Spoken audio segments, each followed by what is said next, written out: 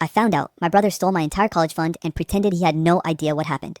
So I built my own fortune, watched him go broke, and smiled when he came, begging me for help. When I was 18, I thought my life was finally about to start. I'd worked my ass off in high school not just for grades, but for money. I'd been stacking every paycheck from my part-time job at a small electronics store, stashing away tips from tutoring kids in math, and squirreling away birthday checks from grandparents. On top of that, my parents had always promised they were saving up for me too. They called it my college fund. Every so often, they joke about the money jar and how it was my golden ticket to avoid student loans.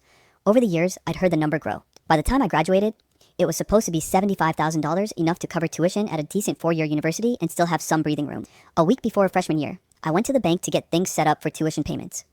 The plan was simple: withdraw the first chunk for the semester, pay the school, and breathe easy knowing the rest was waiting for me. Except it wasn't. The banker looked at me, confused, and said, "Sir, this account is at zero." At first, I thought she meant the wrong account. I pulled up the statements. My heart dropped. It wasn't that it just had zero, it had been drained over the last year, little by little at first, then massive withdrawals in the last 2 months. I remember sitting in that stiff leather chair in the bank, staring at the printout like maybe the numbers would rearrange themselves if I looked hard enough. When I got home, I confronted my parents. Me: "Where's my college fund?" Dad: "Things happened. We'll talk about it later." Me: "Later? I start school in a week. What the hell happened?" Mom: "Watch your tone. Life throws curveballs. You'll just have to take loans like everyone else." I stood there, stunned. These weren't the parents who'd promised me that if I worked hard, they'd meet me halfway. These were strangers. Cold, defensive, refusing to even explain what happened. There was only one other person in the family with a history of making money vanish. My older brother, Tyler. Tyler was 25 and the definition of fake it till you make it. Except he never made it. He'd started and tanked 3 different business ventures in the last 5 years.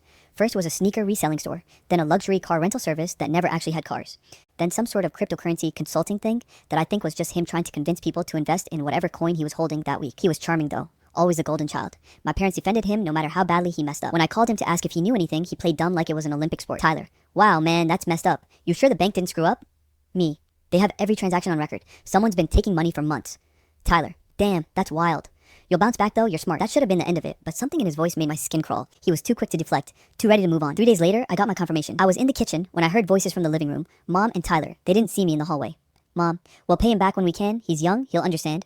Tyler: "I didn't have a choice, Mom. The business needed it. Besides, it's still in the family." Mom: "Just, don't say anything. Let him think it's gone.